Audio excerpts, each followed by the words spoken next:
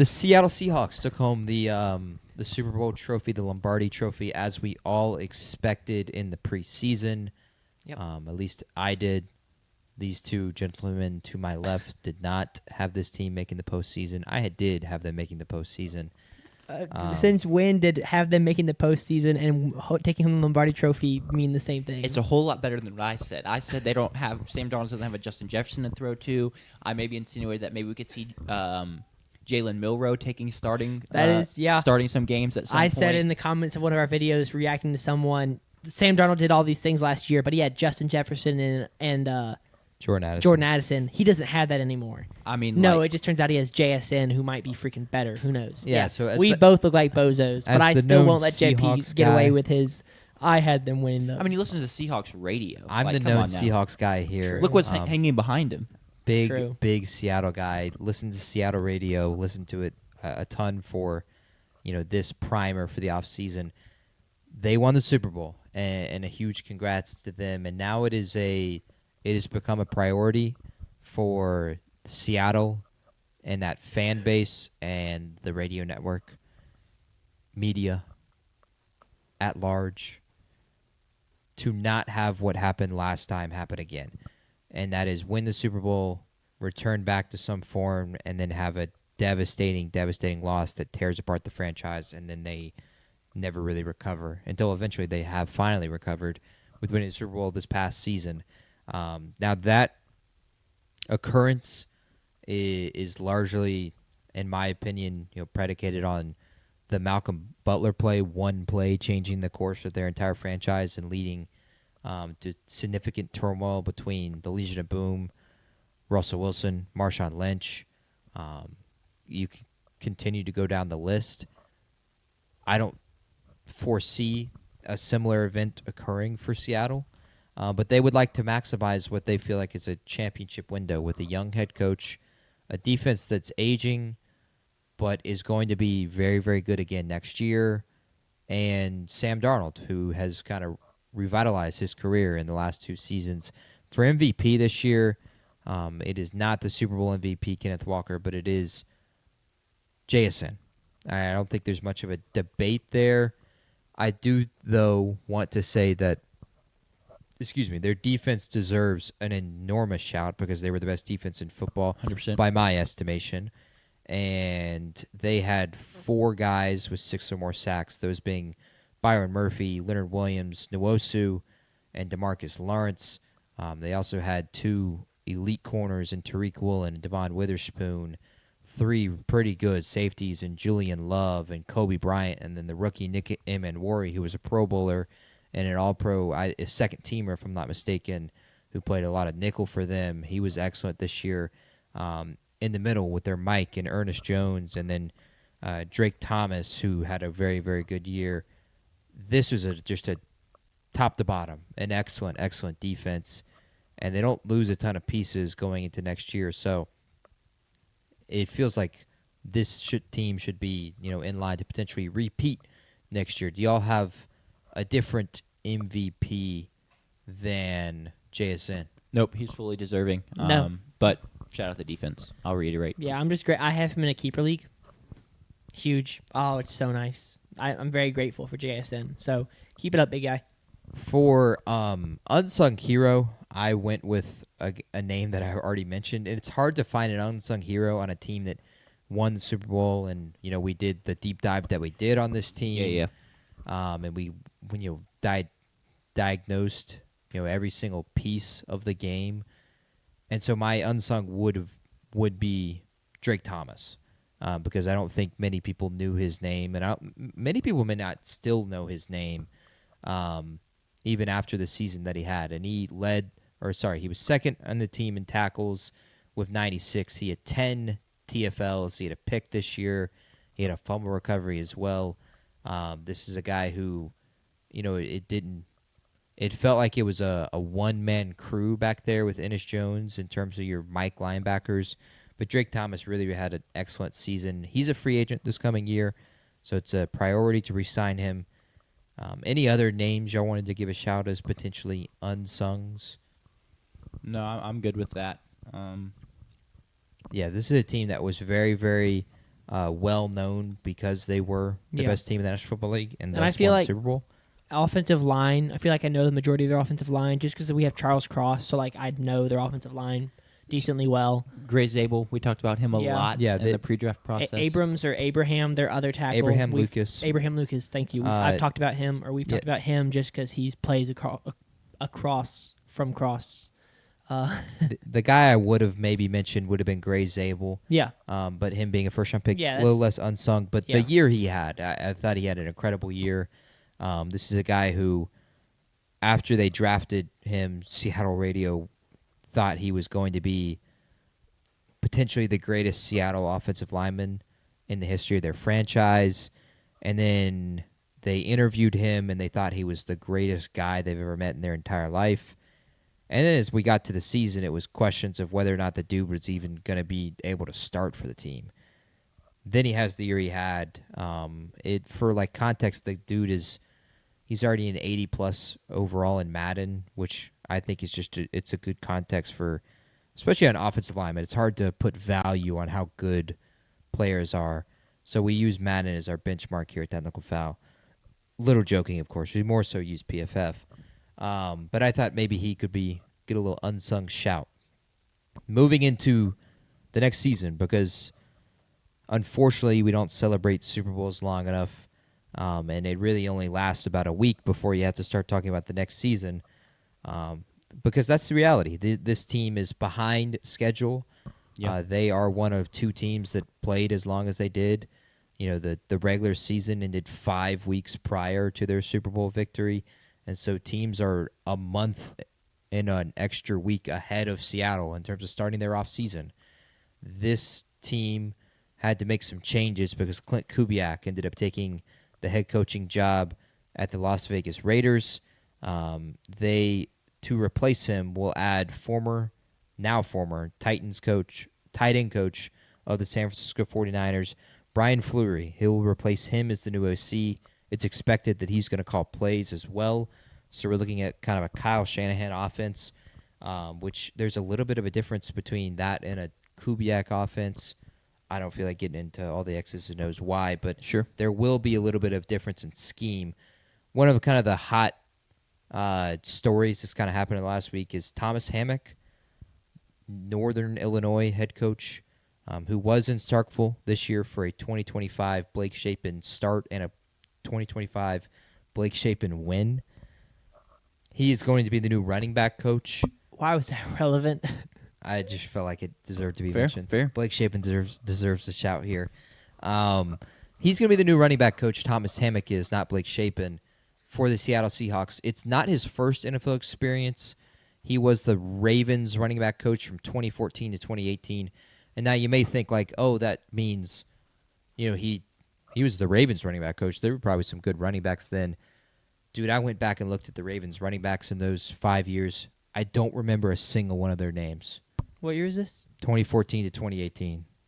That does not include Ray Rice. Of course, it's long before Derrick Henry. One of them is Alex Collins. Alex Collins. I think that was one of the names. I just didn't remember any of these names. So it's not necessarily that he's a household running back coach who creates household running back names. It's just kind of a hot story because of his tenure at Northern Illinois, including a win over the Notre Dame Fighting Irish and Marcus Freeman, who, of course, notably declined an invite to the Pop-Tart Bowl. Never forgiving him for that. Outside of that, there weren't a ton of coaching changes for Seattle, which is a little bit surprising for a team that, won the Super Bowl. They lose a big one in Clint Kubiak, of course, but not a ton of changes in-house. Mike McDonald was really, really stingy, I think is the word, in terms of letting coaches go to Las Vegas with Kubiak. If I'm not mistaken, Kubiak only took 2 guys on staff with him to Las Vegas. So this is a Seattle team that will return a ton of their players and their coaching staff into next year. For the draft, Seattle, with winning the Super Bowl, gets the honor of being the last pick of the first round because they also hold their first-round pick. With that 32nd pick, you can pick a pick of need, but this is something I talked about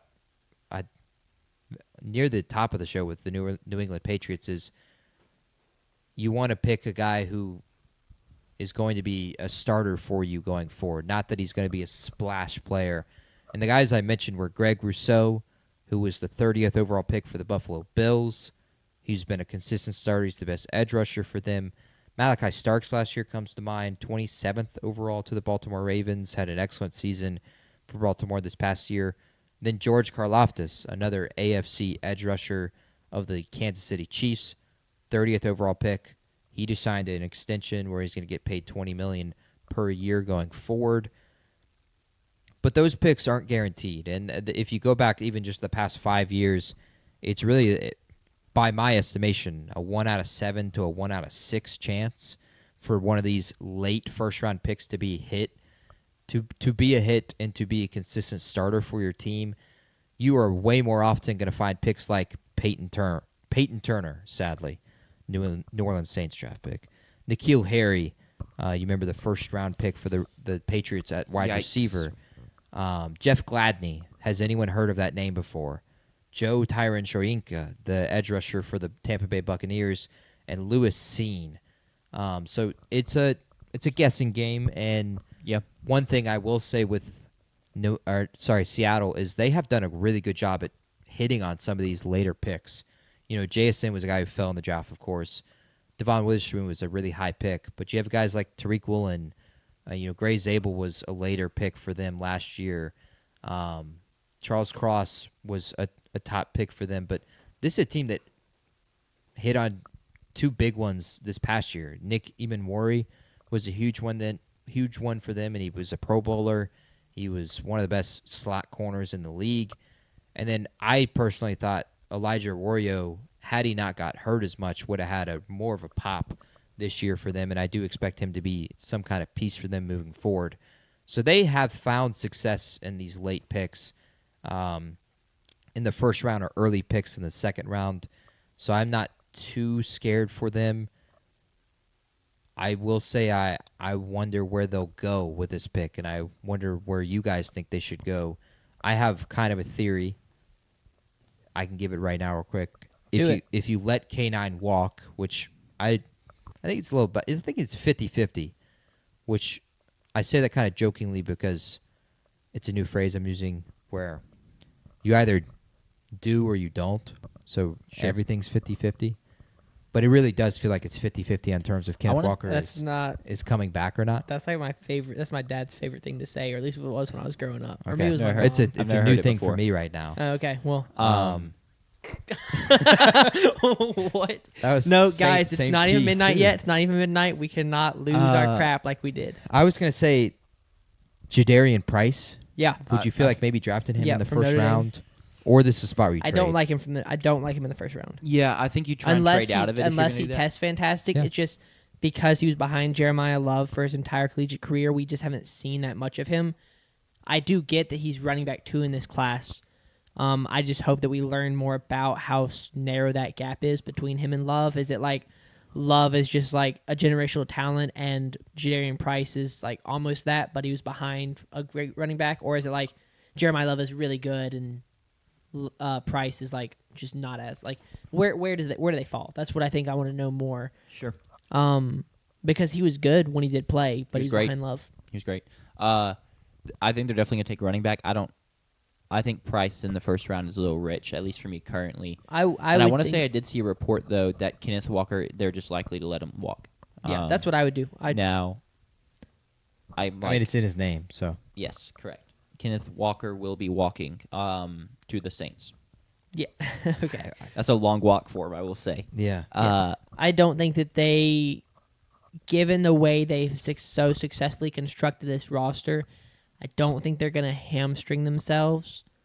Is that the phrase? Hamstring, right? I mean, potentially hamstring themselves. Yeah, I don't think they're going to. Because, I mean, if he just ends up being an electric running back. Something to do with strength. Congrats. I will say, like I mentioned, something they're trying to avoid is what happened the last time they won the Super Bowl. Then they returned. One of the things that they did following that Super Bowl was they went and paid like everybody.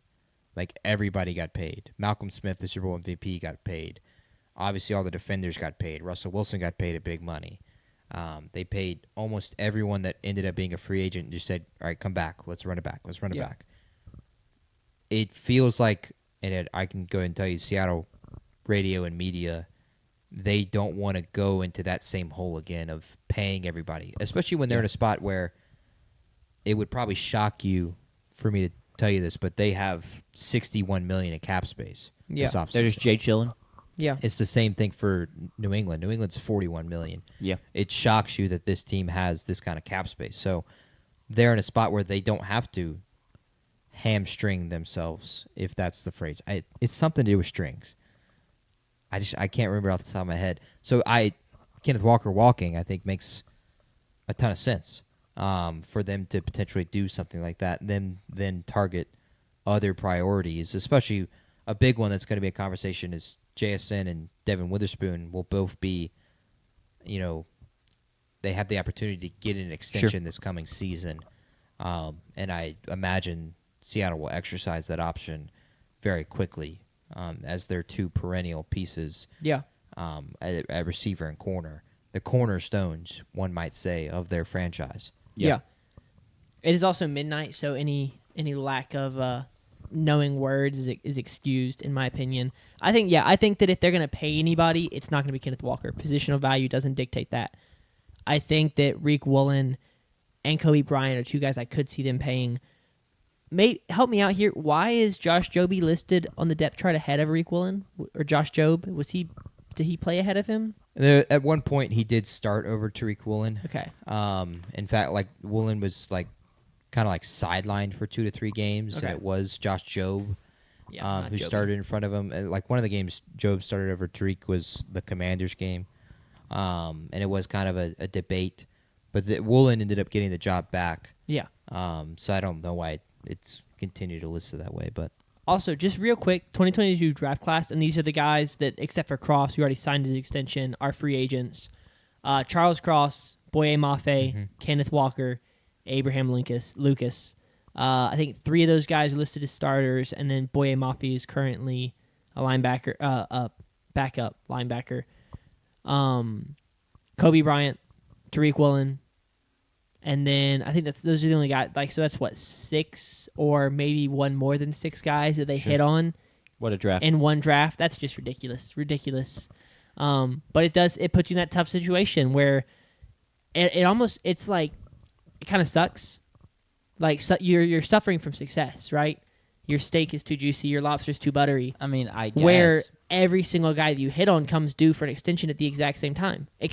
That's the reality. Is that it sucks. It's almost better to hit on 2 guys a draft because then you go win the Super Bowl with these guys. That is true, but I'm talking about but you move on, and so now where do you go? You decide which ones to keep, and then you just draft the replacements and do it again. Yep, you just hit on the next guys. That's a good plan. That is I'm not being serious. I'm just saying that this is something I get what you mean. that Seahawks fans, it's going to kind of suck for Seahawks fans because there's going to be some guys that you loved, right? It's but we drafted Abraham Lucas. You're not letting him go, I don't think. But, okay, we drafted Kobe Bryant in the 5th round. Or is it the 5th round? Yep. I don't want to let him go. I'm not ready to move on. That might be 4th round. I can't tell. It is 4th round. Yeah. But he kind of already has the replacement in Eman Wari with this past draft class. So it's just that there's going to be tough decisions for the Seahawks management, and then also just for the Seahawks fan base because that's a cool fan base. So that it does suck when you invest in a guy and it works out that you don't get to keep him. Yeah, sure. The way it sounds right now, and a lot of those free agents you already listed, that includes it's Kenneth Walker, Tariq Woolen, Boye Mafe, Kobe Bryant. That also includes Drake Thomas, who is the unsung hero, and then Rashid Shaheed, who you traded for this year, was a 1-year rental. It hit, obviously, and it was more than worth it, but he'll be a free agent as well. So there's a ton of decisions to be made, but what it feels like right now is it almost feels like they're bringing none of them back at this point. It sounds like Kenneth Walker is going to walk, pun intended. Tariq Woolen, the way he's posting on social media and the way it sounds in Seattle as well is that he will not be returning, and I don't blame them. He'll turn 27 before next season even starts. He turns 27 in May. So he'll have, it theoretically only has 4 years of prime left, and you already have a corner you're going to pay in Devon Witherspoon pretty much guaranteed. Don't want to pay 2 corners big money. Hey, come to Washington. Come to the not the state of Washington. Is that the third or the fourth? Hey, guy we got money. We got money, man. That's all I'm saying. It's all gone at this point, but we got room for him. We just apparently we're releasing Marshawn Lattimore. You can take his spot. Yeah. One of the guys that Seattle radio really wants to return is Boye Mafe. Yeah. Which statistically doesn't make sense if you were just a box score watch, but they do feel like, and I feel like I agree with them, the impact he can make as an edge rusher as part of an entire crew of guys. They had an 8-man crew, really, with Leonard Williams and Byron Murphy at those 2 guys at defensive tackle. Then you have Nwosu and DeMarcus Lawrence and Boye Mafe. They had a really deep crew, and they want to be able to keep that kind of crew together. And so while Mafe didn't have an elite statistical season, he is someone that they have at the top of their list in terms of bringing back. For needs, they're going to have a need at running back if they let Kenneth Walker walk because Zach Charbonnet tore his ACL in the division round against the 49ers. So is he going to be ready for week 1? Almost certainly no. Is he going to be ready midway through the season? I don't know. It's up for debate. Running backs tearing their ACL is like it's never a guarantee that the next year they return to some kind of form.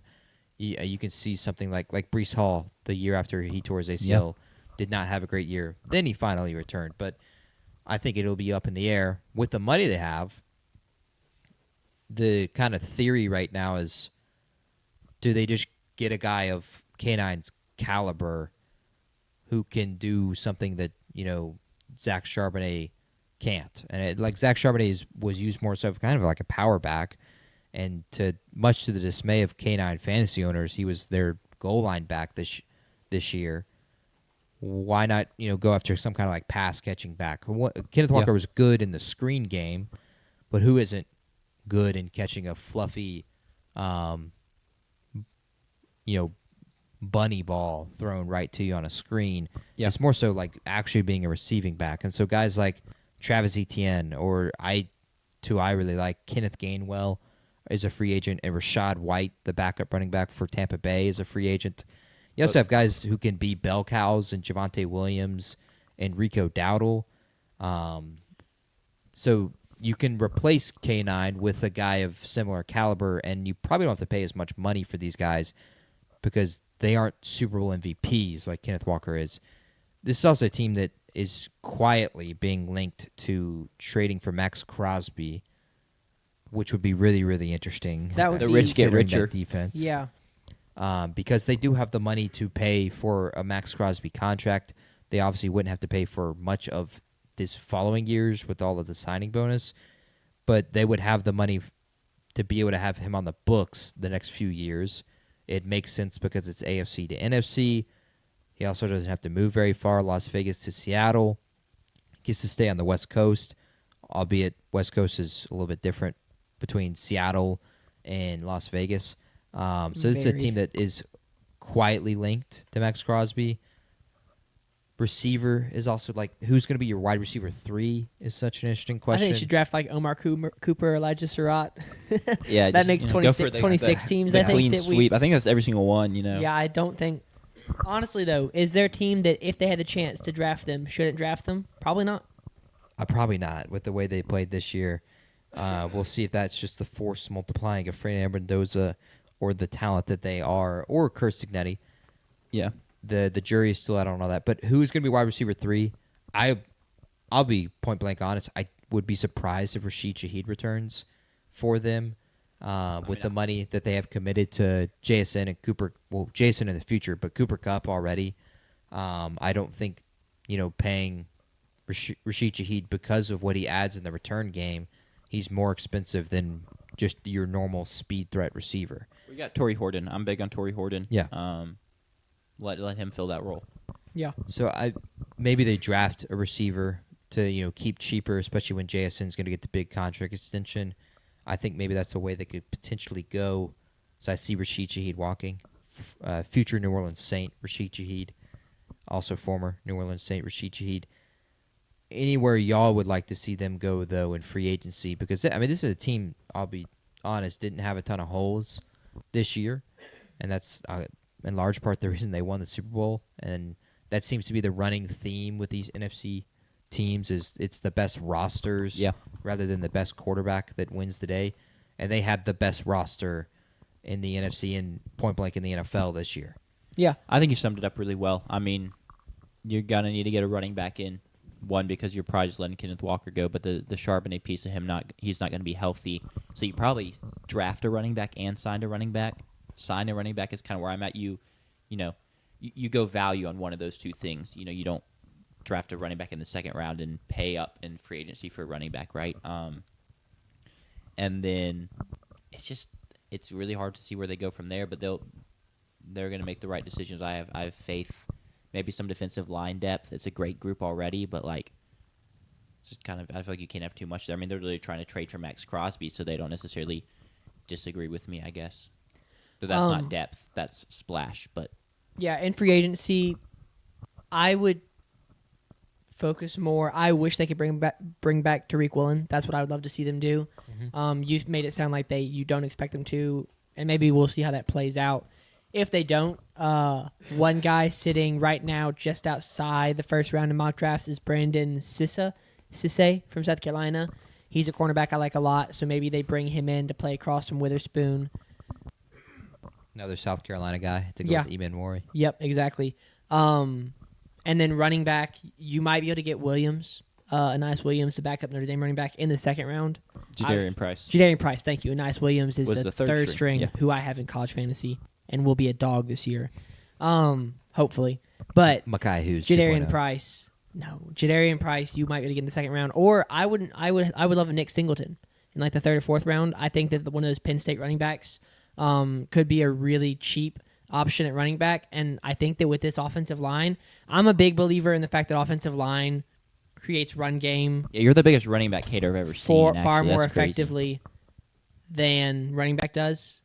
And so I think if you put a good running back behind this offensive line and they play well, you could have a really, really good run game. And it's just helped out by the fact that you have JSN and Cooper Kupp at wide receiver, so you're not going to see loaded boxes. It's a kind of a situation made in heaven for a running back to walk into. It's a great, and this whole roster is a great situation for anyone who might want to join, which makes it easier to get a Max Crosby or other discounted free agents. So that's what I'd say is work on retention. Bring back those guys. Bring back Drake Thomas and the shout out you gave him earlier. Bring back Tariq Woolen, or if not, go draft a guy. You go to DBU and get a safety. Go to Toledo, right? DBU. They already put the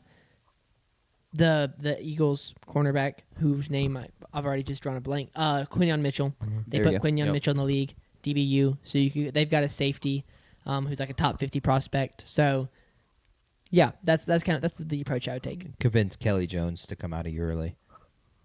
The Just actual tampering. DBU, Mississippi State University. DBU, okay. Yeah, Emmanuel Forbes agrees with that take. Martin Emerson. Yeah. Cam Dantzler. Darius Jonathan Slay, Abrams. DeCamerion Richardson, even though he was technically a Rebel for 2 minutes. Thiago Bumfield. He says state whenever he says his name on Sunday Night Football. Yeah, that's... Anything else on the Seahawks? Goals, 2026 goals. Yeah, goals for next year is to... win the Super Bowl. No, I think it's to try and win the division again. It was an unbelievably competitive division this year, and that, sadly, was not the truth for the Arizona Cardinals. But for the Niners and the Rams, Seattle and San Francisco literally played for the 1 seed in the final week of the year. The Rams were, you could argue, a couple plays away. Sure. Maybe just one play away in any, really, realistically, the 2 Seattle games in Seattle. You just change one play, that probably it's them that's playing in the Super Bowl, and it's a lot of people would argue it's them that won the Super Bowl. So I think you expect, obviously, the Rams to be good once again with Stafford returning. And then the 49ers, you think, injury health will be a little bit better next year.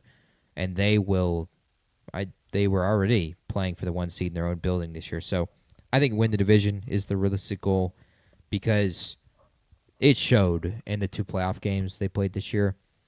Their roster was great, don't get me wrong. But having the 12 man, whether that's the actual 12th man or not, it's up for debate. But having that was a tremendous advantage. It was a tremendous advantage in the Niners game. With Sheed returning the opening kick, the crowd was in it, and it just completely took all the juice. I think the real answer is, how many home playoff games did y'all win this year? That doesn't matter. We came up with it first. All I'm saying is, how many home playoff games did the Seahawks win, JP?